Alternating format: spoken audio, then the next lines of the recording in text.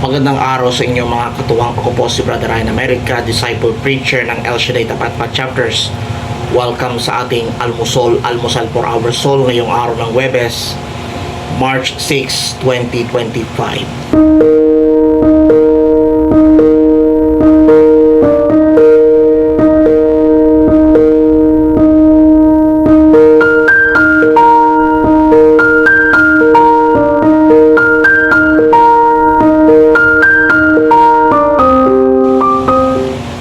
Ang mabuting balita ay Luke 9:22 to 25.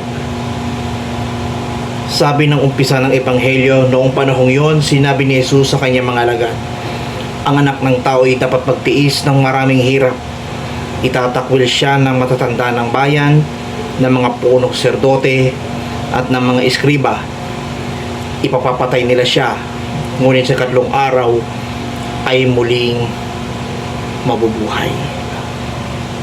So ito po ang pinakamagandang viral trending fresh and hot topic, prediction of Christ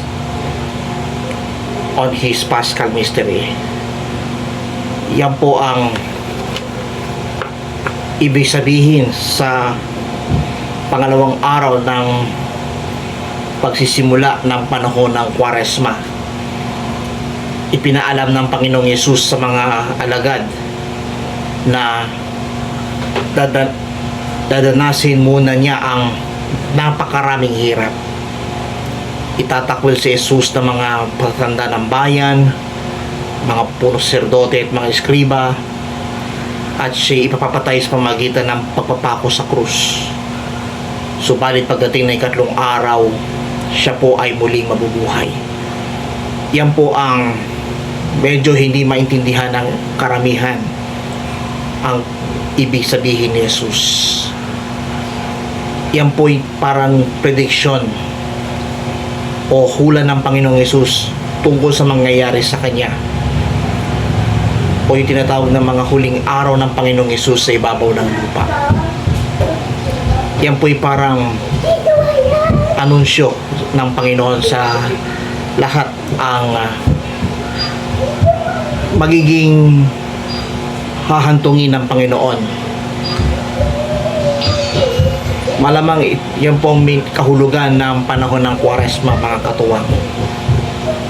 Ito po ang panahon para saliksikin ang mga pangyayari ng Panginoong Hesus sa kanyang misteryo ng Paskwa. Dadanasin niya ng napakaraming hirap, dadanasin niya ang tiisin para tayong lahat ng mga nandito sa balat ng lupa ay may padama ang kanyang pagmamahal. Tandaan po natin, dahil sa sakripisyo ng Panginoong Hesus, tayo ay kanyang minahal, tayo ay kanyang pinagaling, at tayo ay kanyang binago. Kung nagustuhan niyo po ang video na ito, tapagpala, pass to everybody. Punuin natin sama-sama ang social media ng ang mabuting balita at gawing viral, trending, fresh at hot topic araw-araw ang mabuting balita dito sa Almusal for Our Soul. Magandang araw po sa inyo lahat.